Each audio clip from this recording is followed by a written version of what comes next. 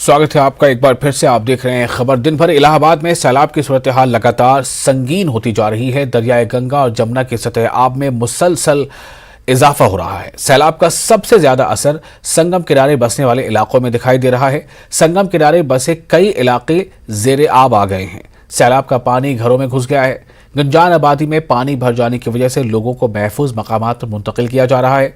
द्वारागंज, अल्लाहपुर, सिलवरी और फाफामऊ के नशेबी इलाकों में सैलाब का पानी भर जाने से मामूल की जिंदगी मुअत्तल होकर रह गई है।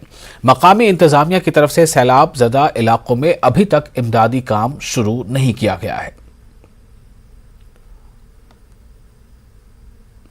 गाजियाबाद के मसूरी थाना क्षेत्र के एक गांव में एक नाबालिग 16 वर्षीय 10वीं के छात्र किशोर ने पढ़ाई से बचने के लिए अपने ही पड़ोस में रहने वाले 12 वर्षीय छात्र की गला दबाकर हत्या कर दी।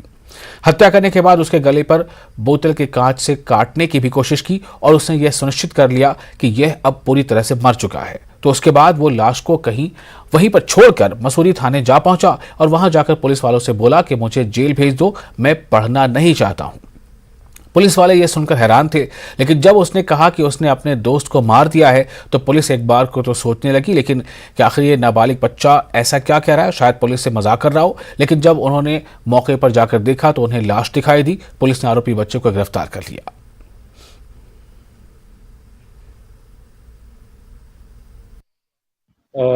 कल शाम को थाना मसूरी थाना चतर अंतर्गत एक पुलिस को सूचना मिली थी और वो लड़का ये 16 साल का एक छात्रा है, वो खुद एक 12 साल का छात्र का मार के आके थाना पर आ गया था। उसके बाद उनसे पूछताछ किया है क्यों ऐसे मारा है, क्या कारण है।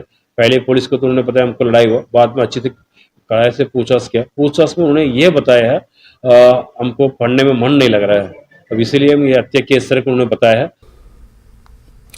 अलीगढ़ मुस्लिम यूनिवर्सिटी के जवाहरलाल नेहरू मेडिकल कॉलेज के फार्माकोलॉजी शोबे की जानिब से न्यूरोथेरापेटिक्स क्लिनिकल रिसर्च व जदीद पेशरफ्त मौजू पर एक CMA मुनक्किद किया गया। इसमें क्लिनिकल फार्माकोलॉजी के माहिरीन, बच्चों के डॉक्टरों के साथ अलीगढ़ मुस्लिम यूनिवर्सिटी के वाइस चांसलर ने शिरकत की। इस मौके पर डॉक्टरों ने बताया कि आज भी दिमाग से मुताल्लिक बहुत सी बीमारियां ऐसी हैं जिनकी दवाएं मौजूद नहीं हैं।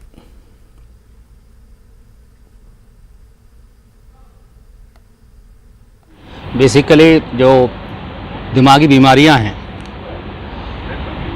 उनके अभी भी जो उनकी दवाएं हैं वो उतनी कारगर नहीं हैं। तो इसमें जो हमने जो एक CME कराई है, इसमें दिमागी बीमारियां के बारे में बहुत कुछ बताया जाएगा। जैसे कि एक हमारे यहाँ मल्टीपल स्क्लेरोसिस होती है, एल्जाइमर है जो ओल्ड एज डिजीज़ होती है, और पार्किंस नाम की बीमारी होती है। तो इन सब बीमारियों का यहाँ पर जो है इन पर चर्चा होगी। कर्नाटक में एक मुस्लिम खानदान कन्नड़ के कदीम लोक गीतों को, लोक मौसीकी और डांस को फरोग दे रहा है। बेंगलुरु में इंटरनेशनल फोकलोर डे मनाते हुए इस खानदान ने कई फनकारों की हौसला अफजाई की है। ये रिपोर्ट देखिए। बेंगलुरु में समीउल्लाह, उनकी दुख्तर हाजरा खानम और दामाद हिदायत अहमद कन्नड़ ज़बान अदब की अजीम खिदमत अंजाम देते हुए हिंदू और मुस्लिम इत्तेहाद की एक मजबूत कड़ी बने हुए हैं।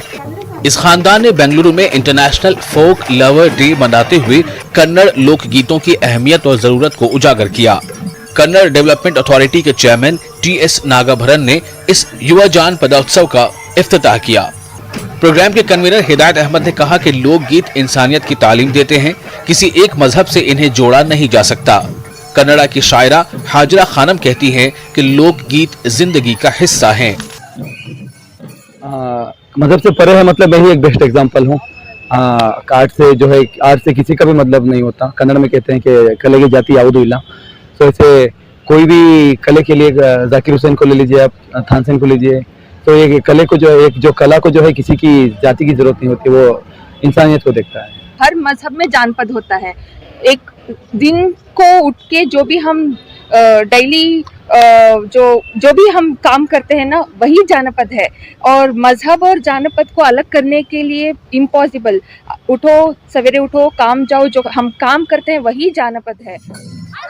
इस जश्न के मौके पर नन्हे फनकारों और नौजवानों के कदम लोक गीतों पर रक्स करते हुए खूबसूरत समा बांध रहे थे। कन्नड़ एक्टिविस्ट समीउल्लाह कहते हैं कि संत शशनार शरीफ, एसके करीम खान जैसे कई अजीम फनकार गुजरे हैं और इन रिवायतों को फरोग देने में मुसलमानों का भी बड़ा कंट्रीब्यूशन है। जानपद क्षेत्र को फ्लड से फील्ड को जो है जानपद जंगमा डॉक्टर एसके करीम खान की खिदमत है। उत्तर कर्नाटक में आज भी जो है जो जनपद हाड़ुगलो मुसलमानों के बहुत आर्टिस्ट आए हैं, तो हम ये नहीं है, लेकिन बेंगलुरु के यहाँ के जो नोबलाइजेशन जागतिकरण जो बोलते हैं वो बीच में सब भी कम हो रहा है। ऐसे इसमें कमिटेड हिदायत अहमद इज मेन फाउंडर है, and the founder Hidayat and their family, and also Hajira Begum. She is a wonderful Kaviyatri, and they're all dedicated for the folk culture of Karnataka. And their father Samiullah Khan sir, and he is a syndicate member of Janapada Karnataka University, and a wonderful family who are dedicated for entire Karnataka, like folk culture of Karnataka.